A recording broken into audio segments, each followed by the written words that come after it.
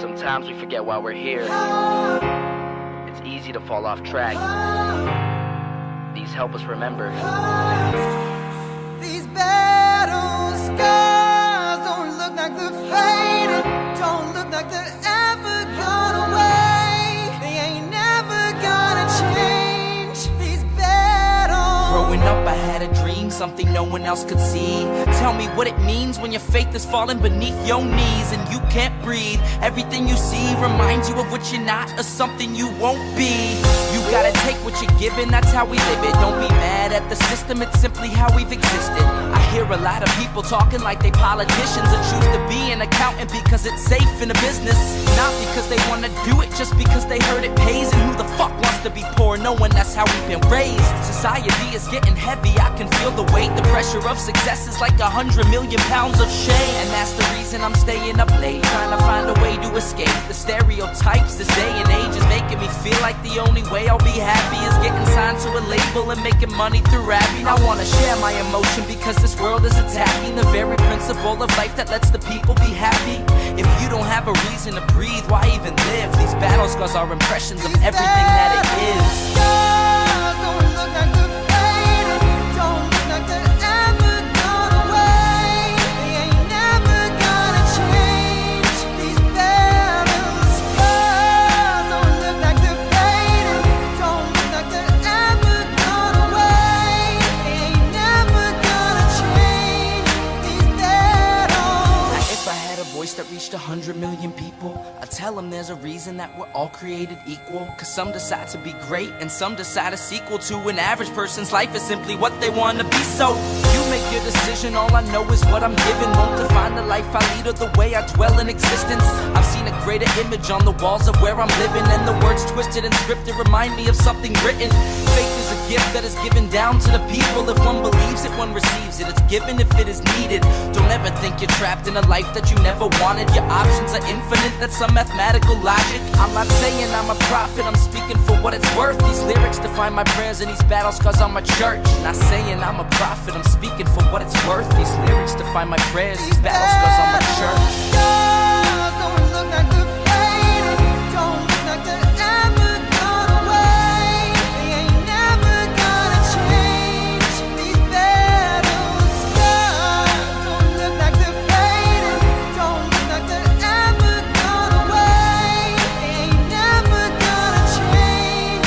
These battles.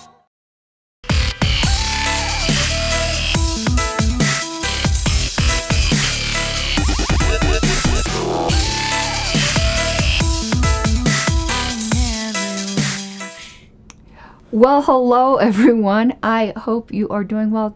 Bunchy is excited, so I don't know what that's a sign of. And yes, I know my hair, it looks terrible. Tongue-tied. Wayne and I are repinking it tomorrow just for Arizona, so I hope you all feel special. And from what I understand, it's a Western theme. I'm not a cowgirl.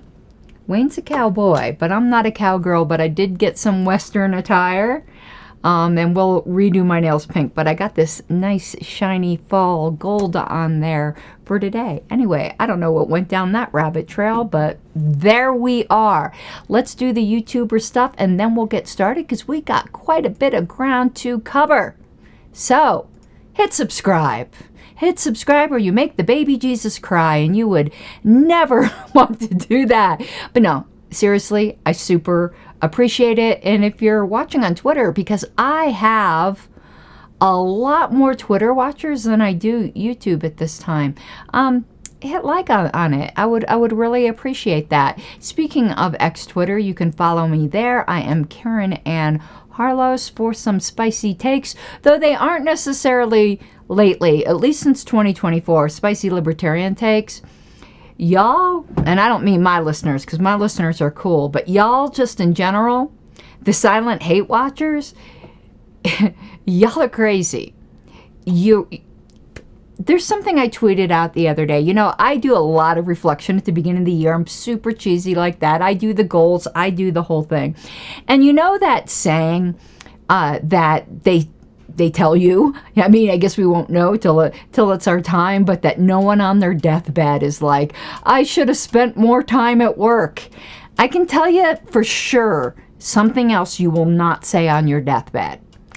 I should have spent more time obsessing on that nearly elderly pink-haired secretary from Colorado. I guarantee you, you will not regret not doing that more. Like, enjoy life, people. Y'all are crazy. You need a life. And coming from me, oh Lord, because I have no life. Now, second to last, because for a while y'all are going to have to put up with something else. Second to last, I would appreciate your support on Patreon, which is patreon.com. I am getting my little margarita out because I'm feeling I'm going to need it. Patreon.com/Pink Flame of Liberty. Now here is the last. And I got some sponsorships and stuff. We're going to do that midway through this time, though. Well, don't want to do that. There we go. Now here's the new one, and this is going to stay at the bottom, at least for a little while, until it starts to annoy me. This is for my campaign. Yes, I am rerunning for LNC Secretary. Not doing the huge, crazy campaign like I did last time, but there are some expenses, and I would really appreciate, I don't know why I did it in all caps. That's really bugging me now, but it's tinyurl.com/LNC Secretary. That is my GoFundMe. I'd really appreciate it, and if you did it during the show, I would be super excited. I'm going to leave that up for a little while. It will start to annoy me sooner or later, so believe me, maybe I'll make it smaller. That's not what she said. And put it somewhere else. She might have said that. Okay, yeah, that's a lot less obnoxious. Okay, that big thing was just, yeah, it was right there in your face. This is turning into a filthy show, and I've never even intended it that way. I miss doing Cult of R&R to get all those stupid jokes out. Now, something I wanted to say, because some of the manufactured drama is so funny. So I did want to address one thing of manufactured drama, because it does have to do with parliamentary procedure. So I will do with that. So apparently there was a comment that one of the votes last LNC meeting was somehow invalid because it was incomplete. And why was the vote incomplete? Never mind that you'd have to raise that as a point of order at the time. Like, it's over with now. It wouldn't be incomplete or invalid, but it wasn't incomplete or invalid at the time either. No valid point of order could have been raised. What the assertion was that the vote was incomplete because I didn't ask for the chair's vote. I might not have the citation off the top of my head. JJ's here, so he could tell me. I think it's RONR 4548. In a roll call vote, and you're not dealing with a small board. The LNC is a large board, and it is a board. It's not a committee. And a small board is about, 12 or less, but it's 17. Anyway, when you're not dealing with a small board, in a roll call vote, the secretary is not supposed to ask for the vote of the chair unless the chair's vote would make a difference. Now, I have a bad habit of generally asking for the chair's vote, but I'm not supposed to do that. If you want to critique where a roll call vote might have been unorthodox, it isn't when I don't ask the chair for her vote. It's when I do.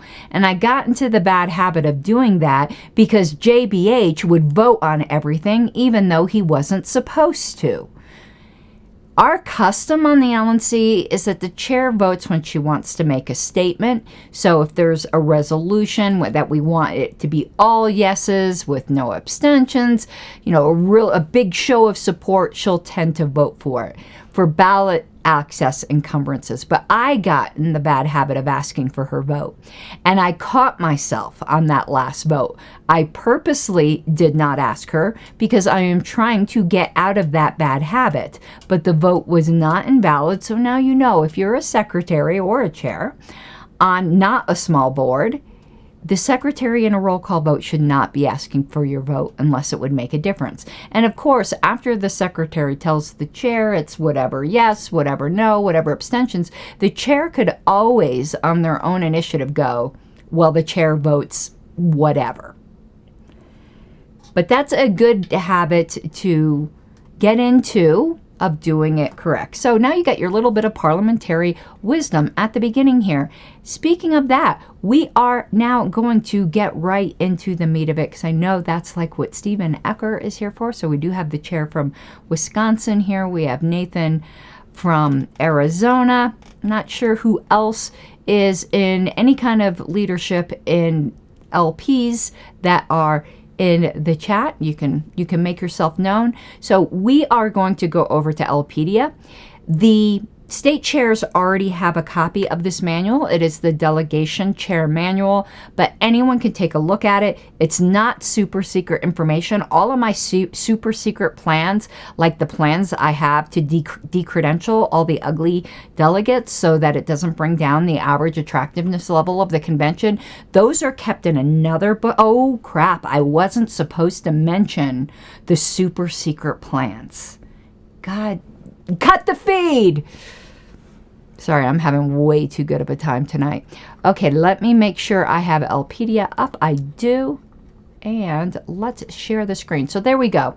You can find this manual, and I am, well, I'm going to take down that donation link. I'll put it back up later because it's like getting in the way of my screen there. All right, so you can find this manual if you go over to LPedia.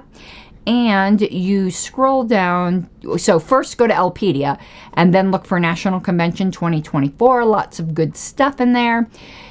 And if you scroll, and I did put that map in there, I promised you guys I was going to. If you scroll down to the bottom, you can see there's the Delegation Chair Manual. We had already went over everything else. So I'm going to go to another tab, and here we go. As you can see, this is a 27-pager, but we're not going to, again, read the whole thing, but we're going to go over the highlights of it. Need it. Let me put myself on the screen here so you're not just looking at a manual. You could be looking at my desperately needs to be dyed pink hair. There we go. But I want to make that a lot smaller. There we go. Okay, I'm going to go over to the side there. All right, we're ready to go. If for some reason the manual disappears from the screen because it's really hard for me to do these controls, just let me know and I'll fix it. So, you know, you got your same introduction with the caveat that the manuals are meant to be read, all of them in conjunction. And if for some reason I messed up and there's a conflict between any of these manuals and the bylaws, of course, reign supreme. So this manual is geared towards state chairs or delegation chairs who are typically your state chairs. So that's the audience. So that's the way the sentence structure will be. And there's a lot of new chairs or chairs. You know, it's been a couple years, and Reno was such an unusual convention, and the convention before that with the whole, you know, COOF and down in Orlando, that was so unusual. So it's been a while since we've had a normal convention, and a lot of people may not remember. So I have linked right up at the top a copy of the bylaws that we will be referring to. So the first thing it goes over is the identity of the state delegation chair, and our convention rules and national by default says it's the state chair. But you guys, your own bylaws or your own rules can provide for a different delegation chair. So there are a lot of pre-convention duties. So you can always ask me any questions. You can ask past state chairs in your state, and they will help you. And I would really familiarize yourself with the bylaws. I know that's not what everyone reads for their morning devotions, but you might want to take a look through them. And also, the Bylaws and Rules Committee, we had multiple town halls. Those videos are available, but we've got another one coming up this Thursday. So, go to the convention website, check it out. Let's see if that pulls up here. Yeah, so you can check this out. There's a lot of information on here. Let's just go through this a little bit for you guys. There's the in memoriam for the Libertarians that have passed over the past couple years. Platform committee page will be populated now that they're starting meeting, but you can see there is quite a bit here on the bylaws committee. A lot of it is on Lpedia, but here's probably what you want to be very familiar with. You can download a printable schedule, and the schedule is here on the website. You can get your convention tickets here. Oh, I never noticed that picture. That's pretty funny. So yes, please get your tickets, and you can get your rooms and so on and so forth. But notice these same documents that we are going over in Lpedia are also here. The region formation and the delegation chair manual. So you can also find those over at lnc2024.com in case you lose your manual or you forget where it's at on Lpedia. So get familiar with the convention site. That's one of the first things you should do. Now, there is going to be another manual that I'm going to send to you guys in January. So this is the delegation chair manual. I am going to do something which hadn't been done in the past, which is a delegate manual that you'll be able to give a copy of to each of your delegates. And a lot of the material that's in this manual will be repeated on that one. So some of the tips I give you, besides letting your delegates know that something like that will be coming, is to start to think about how you're going to communicate with your delegates in DC. You might want to set up a Signal chat, Discord, a text group, whatever it might be. And you might be thinking, why would you want to do that? Well, you might need to get delegates on the floor. An unexpected item of business could come up. And also, the way this convention floor is organized is a bit different than other conventions. Let me see if I can describe this. I don't know if I have a good picture of it, but the convention floor is absolutely gorgeous in DC, but the floor itself is like a big sunken living room. It's about 5 steps down, and all around is, I hate to call it a mezzanine because it's not a whole floor up. It's about 5 steps up, but it's like this whole raised section. Only voting delegates will be permitted in the sunken area. And if one of your delegates leaves, says they're going to be gone for a few hours, and you need to get in touch with one of your alternates to sub in, they're going to be up on that raised area. That's where the public and non-voting, anybody who can't vote, that's where they're going to be. So you're going to need to be able to summon them. That's also where there's going to be a cash bar. You might want to be able to summon, your regular delegates as well. And I believe the credentials committee is also going to have like a temporary station up there for swapping out. So when a delegate is leaving permanently and an alternate is getting subbed in for them, I believe they are going to be staffing a table up there as well. Not going to go over the delegate allocation formula, but what you do need to know, and this confuses people, it's your deadline to submit your state delegate list. And this is, I admit, very confusing. So 1 month prior to the start, I don't know why they say first general session. Anyway, opening gavel, that's the term we're going to use. No later than 1 month prior to opening gavel of the convention, which is Friday morning at 9 o'clock. Friday, what was the date again? We could look at the dates again. But the first Friday of convention, it's like the 24th, isn't it? But anyway, it's in here. We'll find it. So 1 month prior to that, you have to submit something to the credentials committee. Now that causes a problem because, believe it or not, there are some states that don't have their convention until like 2 weeks before the national convention. That gives you no time to get your delegates together. But I presume it's state law. There's reasons for that. Or you're getting right up against that deadline. Do not panic. You do not have to submit your entire delegate list at that time. If you have it, you should, because you should be kind to the Credentials Committee volunteers. But all that you're required to submit at least 1 month prior to the opening gavel is one delegate that lives in your state. And it could be you as the state chair. As long as you submit one delegate that resides in your state, you can amend it from there, including substituting somebody in for that one delegate. They're kind of a stand-in. But if you don't at least submit that one, there will be no delegates sat from your state. It cannot be amended from the floor. This is in the bylaws. So failure to submit a listing of delegate alternates' names and addresses as prescribed within these bylaws shall cause no delegation to be registered from that affiliate party. But you have to submit at least one, because amendments to such lists may be made by the affiliate parties and submitted to the Credentials Committee until the close of the Credentials Committee meeting preceding the convention. That's why knowing this convention schedule is so important. Let's go back over to this a second. So, if you look at the schedule, you'll see that the meeting of the Credentials Committee just prior to the start of convention is Thursday, May 23rd at 11 a.m. So you have up until 11 a.m. on the 23rd to amend your list.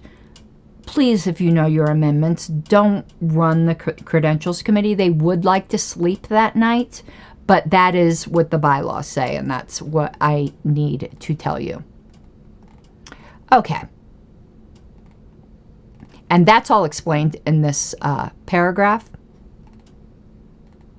Now, there are some standard rules of the national bylaws, but these can be overruled by your own state affiliate bylaws. So, for instance, the affiliate chair is the delegation chair. All affiliate delegates must be either a member of the affiliate party or the national party. Your bylaws could impose stricter requirements than that, but they can't impose lesser requirements than that. Only members of the affiliate party or the national party shall be eligible to vote for the selection of delegates to a national convention. That's a bylaw that most people don't pay attention to. I don't think we've ever had that be an issue, but just so that you know. Alternates are seated by lot if no ranking is provided by the affiliate bylaws or rules.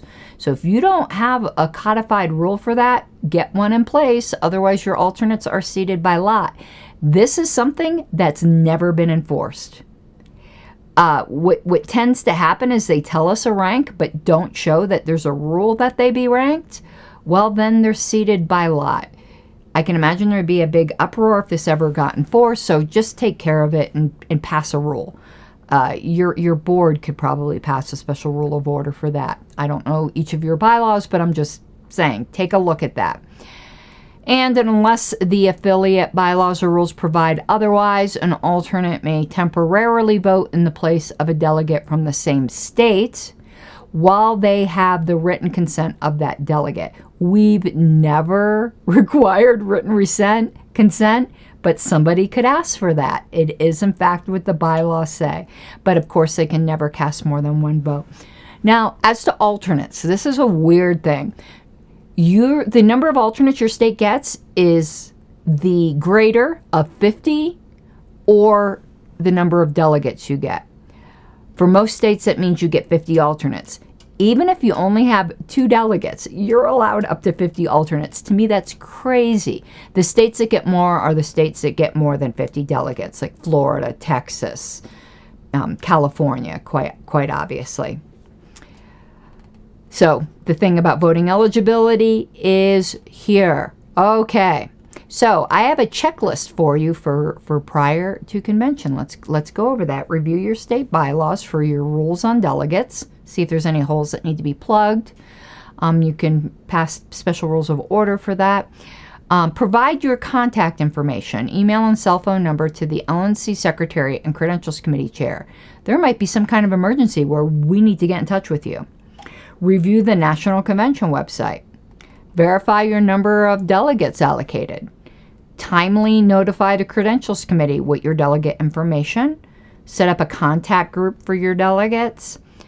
Prepare a contact list with emails and cell phone numbers for your delegates and potentially room numbers if they're staying on site, because we might have a quorum call and you might need to go out and like round up delegates and get their sleepy butts out of bed. And also begin discussions with other states on regional formation. And I see I have your duplicate there. That's an error that will need to be fixed in the future.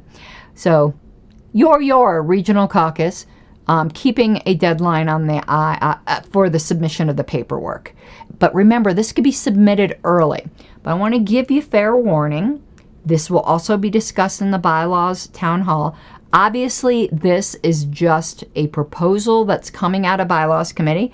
Only convention can pass revisions to the bylaws. Amendments, actually, is the more proper term. But there is a proposal coming out of the bylaws committee to eliminate regions.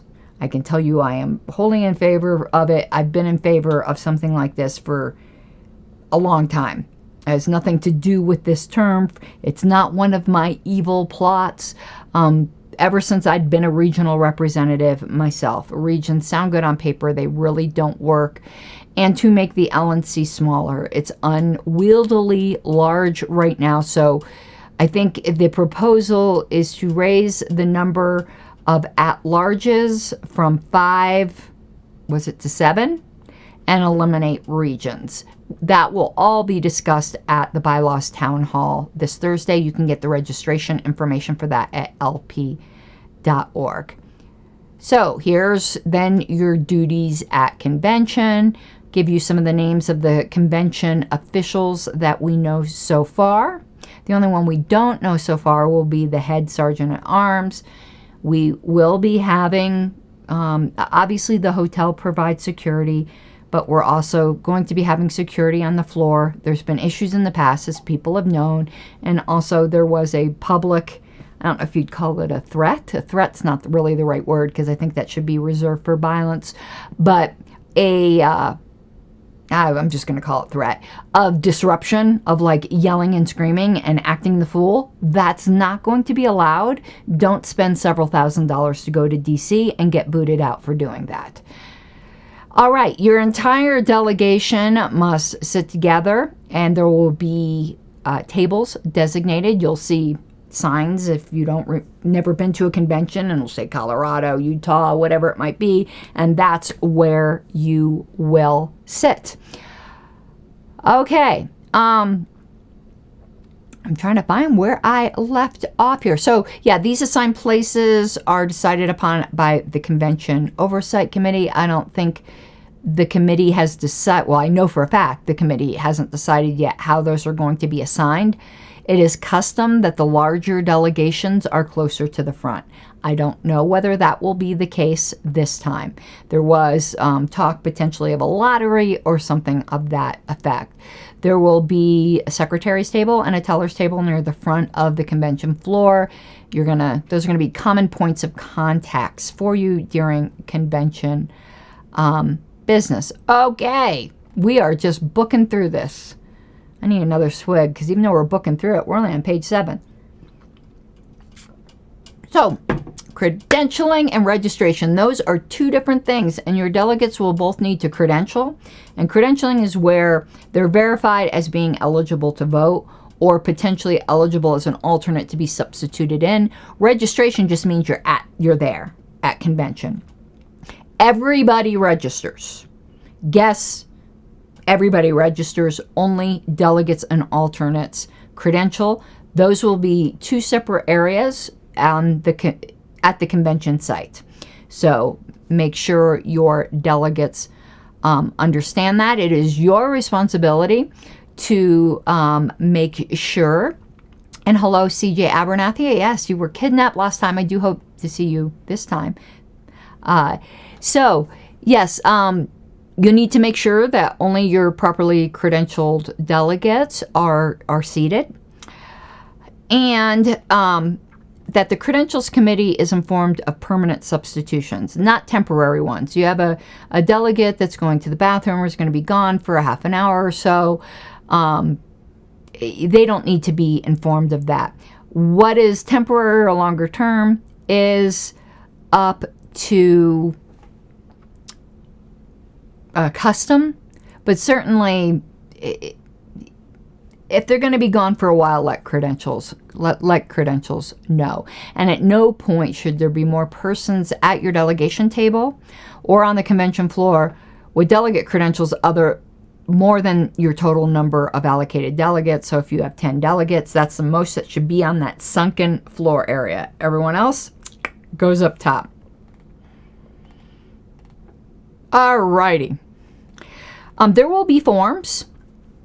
If you have a delegate that has a complicated motion that they're planning on making, usually to suspend the rules and make some sort of resolution, that typically will be required to be in writing.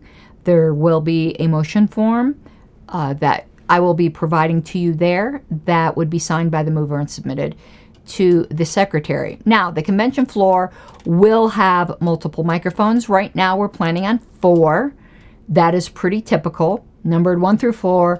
The microphones aren't assigned to like all yeses at this one, all no's at that one, though the convention committee has talked about, though we haven't planned yet, you just go to the closest microphone. Of course, if it's an interrupting item like a point of order, you can shout that from your chair. We'll be going to that, but we're thinking of having, I don't want to call them voting cards because they're not voting cards, and we all know the controversy of last time, but something that's attached to the microphone with a string or a chain or something like that. That is color coded, that when you're actually standing at the mic that you can hold, so that the chair can see right away if someone is for or against, so they can easily alternate between for and against or neutral or, some other kind of motion. We haven't worked that out yet, but that is something we have talked about. So the motion resolution form, of course, it's going to be much larger than that, but that's the form that's been created. There will be ahead of time, look for your emails for this. Advanced, I don't mean advanced as in technical, advanced as in ahead of time, training sessions on the basics of motions. And there's also a Roberts cheat sheet that's included in this manual. So in voting, except for balloted votes, which is elections, nearly everything is going to be determined by a voice vote. Now, Roberts 57.9 states that votes on bylaws should be counted unless they're nearly unanimous. We have a convention rule that overrides that requirement. However, if the outcome is unclear or it's even anticipated to be close, the convention chair can order a rising vote or a vote by a show of hands. As delegation chair, you'll need to make sure your delegates only raise one hand, because we see that quite a bit where people will raise 2 hands in order to try to circumvent the one person, one vote, and try to discourage Mr. Boomy voice during a voice vote of just trying to shout louder, because it doesn't work. Everyone will notice and it will just slow things down, or the chair will just order votes by show of hands from that point forward. Particularly in mixed crowds where you have men and women, the men are louder, and the larger the room gets, the less accurate a voice vote gets. And it takes at least 20 delegates to order a counted vote, and that can, in fact, happen. Okay. Your delegates will be given platform deletion tokens with their credentials package. You're really going to need to take a look at Convention Rule 5. This gets a bit confusing, but they're given 5 signature tokens. And this is a cumulative voting thing. When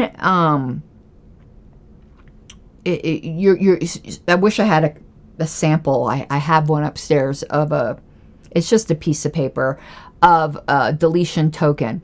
With 5 of them, they could just throw them out, which a lot of people do because they don't agree with this convention rule, or they like the platform, or doesn't think anything needs to be deleted, perhaps amended, but this is just for deletion because it's an up-down vote on deletion.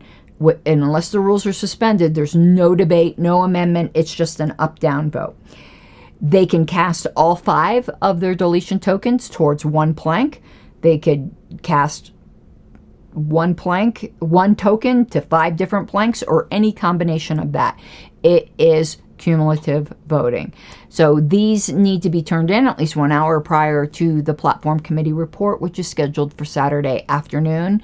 And the very first thing that happens with platform is if enough platform planks get deletion tokens, which is 20% or more of the number of credentialed delegates. So if people stack their 5 tokens on one plank, it really takes a very small percentage of people in order to force a deletion vote. There are some changes to this being proposed by the bylaws committee, but please encourage your delegates to turn their tokens in early so that the tellers can count them early. And the tokens look something like this. I'm sorry, this is kind of small. Let's see if we can make this bigger on the screen. Yeah, here we go. So this is from 2022, and you can see it's by number and whatever. Alrighty. And then we get the bylaws and rules. And I see Mr. Seebeck's comment of having a timekeeper. We have talked about this on the convention oversight committee. The timer switch, I think, is going to be up at the secretary's desk. There's going to be a big timer thing, and perhaps that should even be put up on the screen. We haven't decided that yet. That's maybe something I need to add to the convention oversight committee agenda. And the way this works, and this does confuse people, platform is very similar, though it has a longer time period. When there is a proposal, the chair of whatever committee it is has 2 minutes to explain the proposal. And then the proposals are open to discussion from the floor without amendment. And for a maximum of 8 minutes. After that 8 minutes, there's an up or down vote. If the nays win, then the recommendation is open to amendment for an additional 10 minutes. Amendments to bylaws and rules require 2/3 vote, with the exception regarding the statement of principles, which requires a 7/8 vote of all registered delegates. And at the website, you'll eventually be able to find the eventual report. Platform is very, very similar. They have a longer time period, which is so crazy. You could tell that we're an ideological party. Bylaws are arguably more important. They get 8 minutes, and without amendment, and platform gets 15. There is a bylaws committee amendment to make these the same. It's crazy that there's such differing standards. And amendments to the platform require 2/3 vote, and deletions require a majority. And again, the same thing with the statement of principles, which is 7/8. And I probably misstated a bit there, because earlier I mentioned the statement of principles. I didn't mean the statement of principles per se itself earlier. Of course, either of these require 7/8 of all registered delegates. I meant the bylaws provisions regarding the statement of principles. So not only is the statement of principles protected by 7/8 of all registered delegates, the bylaws that have to do with the statement of principles are also protected by a 7/8 vote for amendment or deletion of all registered delegates. Okie dokie. And there are nomination petitions. There's a rule for that, Rule 7. Anybody on your delegation that is intending upon running for an LNC position or president or vice president will need to show a modicum of support by nomination petitions. And those are covered in these rules. Again, this is a bird's eye overview just so you know what's in this manual and where to go to look for your answers. Again, nominations are done from the floor. Nomination speeches are allowed. Something which people get wrong in their affiliates as well. Nominations do not require a second, and they're not debated, meaning you don't get up to speak against a candidate. The way you go against a candidate is to nominate somebody else or to vote against them. A lot of people mess that up. Okay.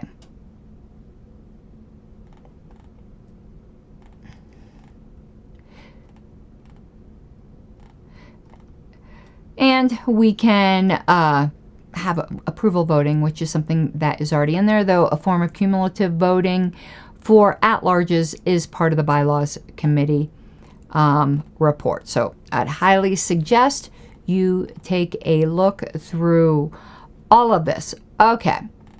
A lot of this is something that the tellers need to know, but I wanted to go over the mechanics of, hold on one second.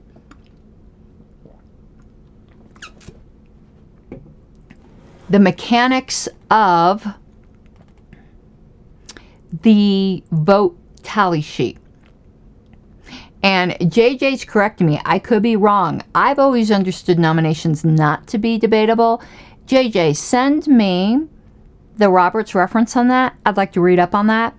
I screw things up all the time, so I'd like to know when I do. You know how it's weird how sometimes, I'm trying to think of something this happened for the other day where I was convinced something was a rule. It was something really, really minor. But when I went to look it up, it totally wasn't. And custom kind of creeps in and it starts to take the form in your head of rules. I think where I might have gotten that from, and maybe this is where I'm getting conflation, is I remember in Colorado, they sent out a ballot for delegates and they had yes, no on it rather than just voting for the delegates. And I know that that's improper, and that's perhaps where I got that from. And they were like, yeah, our voting program made us do that, so that's what we're doing. All right, so for the state delegation chairs, we have this weird quasi system where the tellers count from your tally sheets. People tend to think, oh, I'm writing in a ballot. All of these ballots will be turned into the tellers, who will then get this big pool of 1,050 ballots, and they are counting them. No, it goes kind of through a funneling process. So let's say you're the chair of a delegation with 20 delegates. Your delegates will fill out an index card ballot. You'll have to look to your bylaws or rules as to whether they are to be signed or not. In Colorado, we sign ours. Yours may be completely secret. That is however your state handles it. They turn it into you. You should not have more ballots than the number of credentialed delegates that you have. And then you do the subtotal for your state. So this tally sheet that's on the screen doesn't have candidate names on it. Because we do have nomination petitions, the names of the nominated candidates will be filled in. So 4 or 5 candidates, whatever it might be, and you will put little tick marks for the number of votes that they have. The instructions on how to do that obviously are there. And if there are any write-ins, you will handwrite their name in under candidates and put the number of votes. So the tellers then collate all of the delegate chairs sheets. So they're collating 51 sheets that are already subtotaled. And that's what a lot of people don't get. It's going to be up to you within your own delegation how you handle certain lack of clarity of ballots within your own state.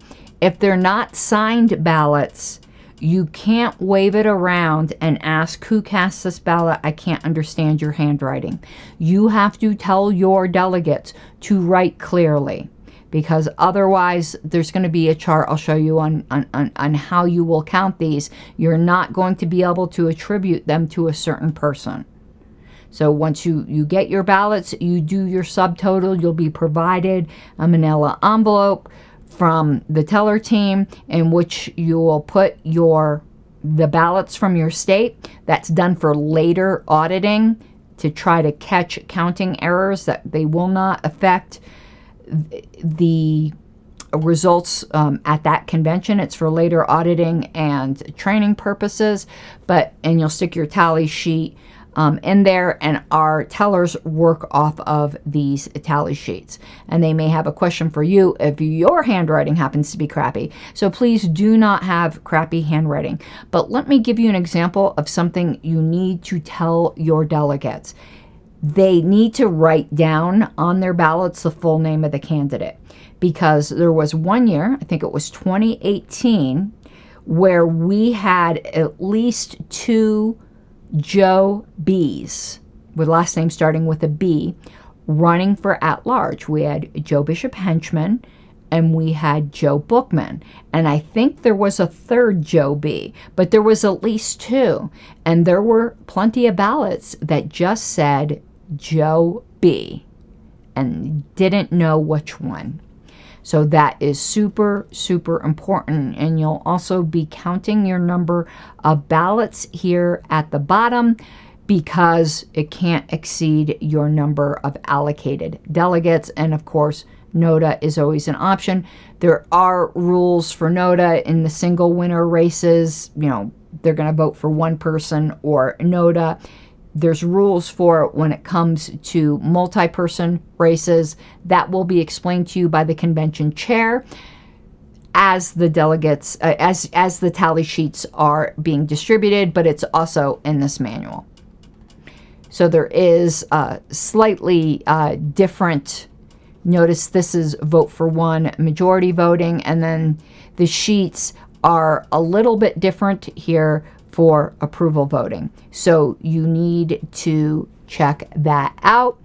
And also note that these sheets will likely be printed on varied colored paper depending upon the position and the round of voting. So for instance, chair round 1 might be on green paper, chair round 2 might be on yellow paper, and it helps the tellers keep track. We're going to have bunches of all different rainbows of colors.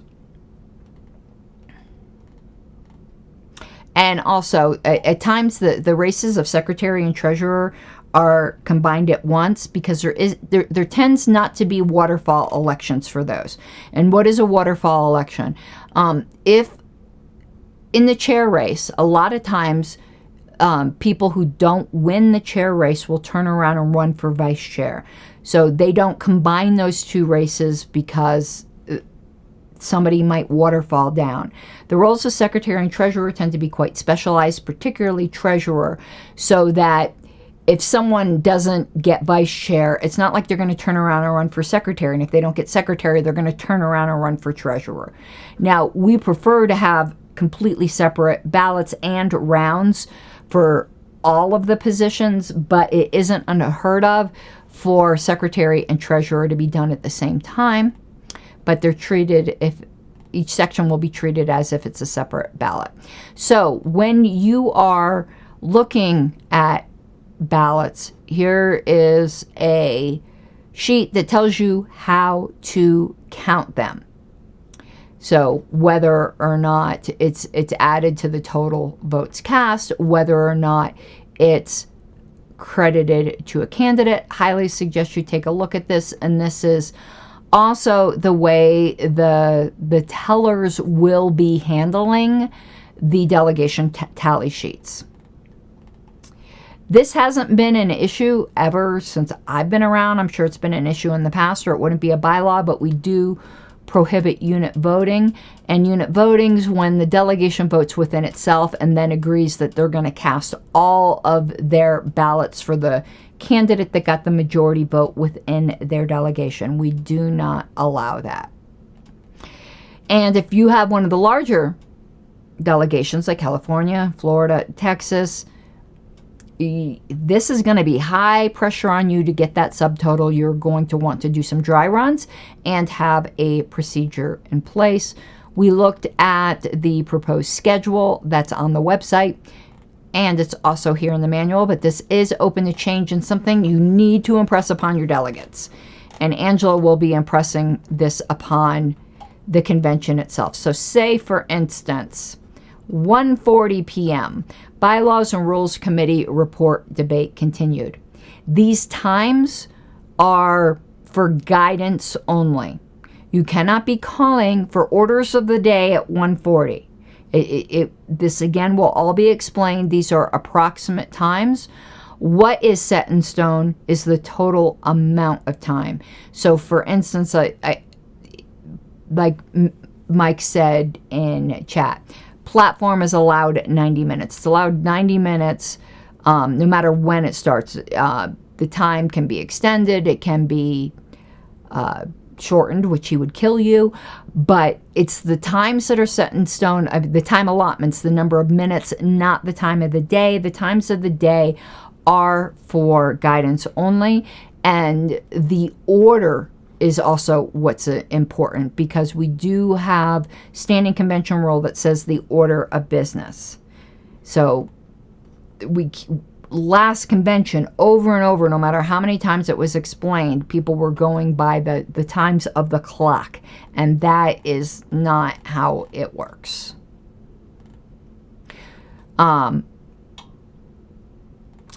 There's a little section on the Judicial Committee. They're not elected this convention, but there are certain items of business that can be challenged, in which case they would be called into service. I don't think the Judicial Committee has ever had to go into session during a convention since 1976. And then at the very end, there are some tips and a cheat sheet. And I've given you some links. You should have your own copy at your delegation table of Robert's Rules of Order. I gave you the link to Amazon where it's going to be cheaper, but I also gave you the link, and I think I put Member Suite in here. I don't know if, I'm sure that works. You can go to parliamentarians.org, which is the National Association of Parliamentarians, and get that spiral bound version and support the National Association of Parliamentarians. You will pay a little bit more, but you are dealing with a smaller organization, and it goes to help support them. But I gave both links, and there's also Robert's Rules and Brief 3rd edition, which is very, very helpful. And I gave you a chart here on some vote thresholds and the articles and rules where you can find those, and some notes on convention decorum. I hope there isn't an Annie from Arizona, because I made that name up. Because I put as an example, for example, Annie Jones, delegate with Arizona. It says, personal inflammatory comments should be avoided. For example, instead of saying Annie from Arizona was lying, you could say, I believe the delegate who last spoke was mistaken. So I picked that because I don't think there's anyone named Annie in Arizona. But if there is, I am not calling you a liar. And there's some more decorum things in there. And here's where I mentioned there might be cards at the microphones for delegates first in each line to hold up to indicate whether they're in support, opposition, neutral, or have a non-interrupting motion. And we have the common parliamentarian terms and Misuses such as point of information isn't for you to expound upon your information to the convention. The differences between points of personal privilege, points of parliamentary inquiry, division of the question, division of the assembly. There are terms that are used for different things. I remember when Mike and I, during one of the Cult of R&Rs, were like, why is adjourned used so many different ways? Felt like Alice in Wonderland. Okay, suspend the rules. Oh, here's one that gets everyone tripped up. You can suspend the rules, or you can suspend the rules and do the thing. So you can suspend the rules to consider the thing, or you can suspend the rules and do the thing. So for instance, you can have, I move to suspend the rules and take up consideration of Resolution X. It would require a 2/3 vote to suspend the rules, and then Resolution X would be taken up as if it were on the agenda. It would be handled under all applicable rules of debate. However, if the motion is to, I move to suspend the rules and adopt Resolution X, one vote would be taken without debate. And if it passed with the 2/3 vote, the resolution would be adopted. I know to save time, people really, really like this second form. Delegates really, really hate this second form. Just so you know. And then you have call on the question and move to end debate. Points of order, appeals from ruling of the chair. Highly suggest you all read through all of this. The differences between sessions and meetings, which can seem really pedantic, but they do become important for certain things. Differences between recess and adjournment, and that makes a big difference between session and a meeting, because an adjournment, when you're called to order again, you are in a new meeting, whereas in a recess, you are not. Okay. Calculating vote thresholds. That's also something that's a big cause for confusion, particularly, and I know it's our custom, and I know some people disagree with me, when the credentials report is given at the beginning of convention. Certain numbers should be given with the credentials report. Obviously, the number of delegates that are present and voting, the number of alternates that are registered as being in attendance, but they're not voting delegates. A 7/8 vote, what a 7/8 vote would be, because that's important for the statement of principles, and what a majority of the entire membership would be. What should not be put up on the screen is what a 2/3 vote is, because there's nothing in our bylaws that says a 2/3 vote of all delegates or anything to that effect. All of our 2/3 vote is a normal 2/3 vote. And what a normal, unqualified 2/3 vote is of those present and voting.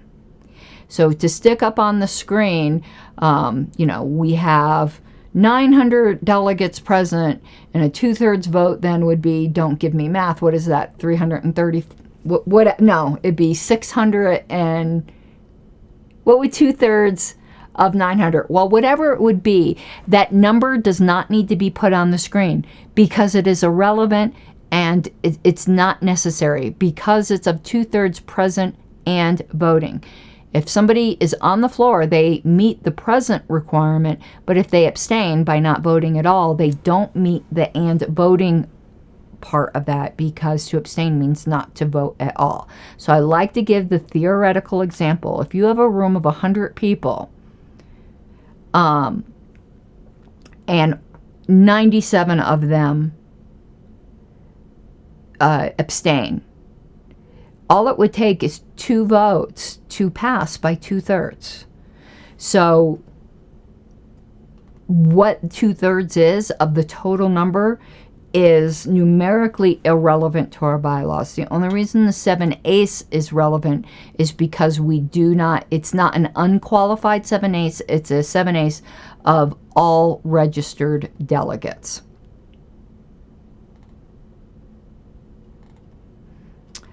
All right, so that covered it. that covered it. So there is a lot here. I would super appreciate, yeah, 600 would be 2/3, wouldn't it, Mike? You know me and math. Math is hard. I could tell you, and I know everyone knows, well, maybe not everyone knows this trick. I used to go completely nuts trying to figure out if something was 2/3 or not. As long as the yeses are at least twice the number of no's, it's 2/3. Richard Brown taught me that trick. So you don't even need to look at that cool little chart that we have that's all laminated and stuff. As long as the yeses are at least, they don't need to be more than double, but as long as they're at least double, you have 2/3. All right, so I would encourage anyone who has any questions on this, take a look at it, but don't beat your head against the wall. Give me a call or shoot me an email. We can go over these things in more detail. We will be having some training sessions because I know it's a lot, and those forms are in kind of that small form in this manual. I'd be more than glad to send any, not just any delegation chair, but they're the ones who would be most interested, but anybody, copies of what the blank forms so far look like. Excuse me. So you can take a look at them. The one form I will not be sending out ahead of time, and it hasn't even been designed yet, and the design will not be released ahead of time, is the platform deletion token. Those are kept in strict confidence so that there's no counterfeiting of them. And they usually have some kind of unique watermark or something to that effect on it. So those won't be released ahead of time, though I can send you a copy of the exemplar from last convention, most certainly. Okay, let's go back to the main screen here. How do I do that? Yes, and I'm doubled. Okay, so I'm going to give it a few moments to see if there are any questions. We'll be going over more of this as time goes on. I more wanted to let everyone know the resources that are in fact present. Mike, I wanted to address a couple things you said in chat with the platform deletion tokens. Again, I'd highly suggest that you or someone else move to suspend the rules to move the turn-in time to earlier. We had talked about this before. I certainly wouldn't oppose that.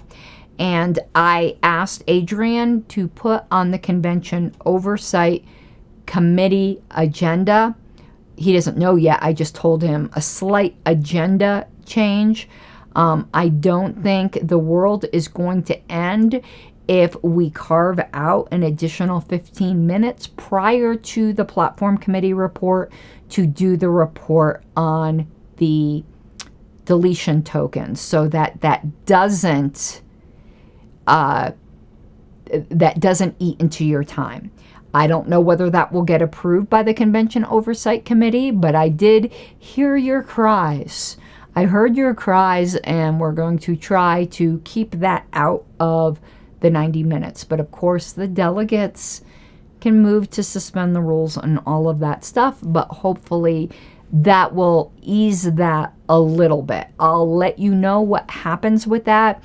The Convention Oversight Committee meeting is Wednesday, so I will know more on that. And JJ, stuff on debatable nominations is up. Is up where? Are you talking about in chat? I saw, and I'm not going to have that chat. Where's a pen? Because I want to write this down to take a look at when I go upstairs. Give me one sec. My little lookup, which reminds me to look up, which I never do. So I might as well just write it on there, so I can look that up, because it says look up. So now I have look up 4627 through 29. So I don't know where I got that from, but that happens quite a bit, I think, with all of us. Okay, I put I am so tongue-tied today. I put back down on the bottom, would really appreciate your support in my secretary race. That is tinyurl.com/LNC secretary. Okay, everyone, I hope you have an awesome night. This went longer than I thought it would. Oh, before we go, and one reason why I was bound and determined to do that this evening, even though I am a little loopy, is unless I can sneak a stream in on Wednesday, there will not be any more shows till next week. Tomorrow night, repinking the hair. That takes a long time. And, okay, I have the weirdest haters. I swear I have the weirdest haters. So I'm going to tell you, this is now a running joke for me. Give me the tinted page thing. Was it T8, did you say? I can't scroll up right now. So a hater comment was, why does she always look damp? And I think I'm going to make a t-shirt for this channel that just says, why does she always look damp? Because I don't have enough time in my life, and I often run down and do a show immediately after a shower. And here's what's funny. I just put up an anarchist handbook section, and my hair's wet in it. I look completely damp. It's the damp look. But, like, what kind of weird thing is that? But anyway, that's why I always look damp. I guess it's better than looking moist. I look damp. Okay, T18. So tomorrow I'm doing my pink, and unless I want to come on channel looking all damp, which I probably should, since that's now apparently my sine qua non, that I look damp. Wednesday is convention oversight. If King Adrian doesn't keep us going too long, maybe I can do a show after that, though I'm not sure. I still have packing and all kinds of things to do for Arizona. Thursday is the bylaws town hall. I do encourage you to come to that. Friday I leave for Arizona, and then all weekend I am at the Arizona convention. So we're getting into that time of year, so probably the next show is next Monday, but I will try. I will certainly try. Again, down on the bottom, tinyurl.com/LNC Secretary. I hope you have an awesome night. Mi guapas de Libertad.